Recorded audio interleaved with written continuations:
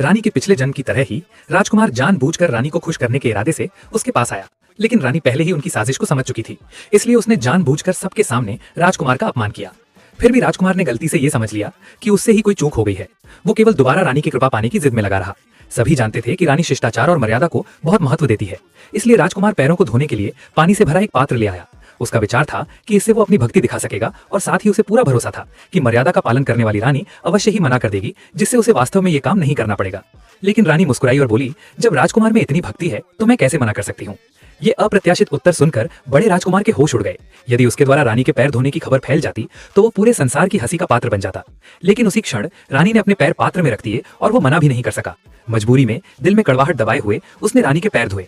बड़े राजकुमार की उस लज्जित और दयनीय अवस्था को देखकर रानी की आंखों में एक क्षणिक, लगभग न दिखाई देने वाली उपहास भरी मुस्कान चमक उठी। जब राजकुमार ने उसके पैर धोना समाप्त किया तो रानी ने अचानक जोर से उस पात्र को लात मारकर उलट दिया।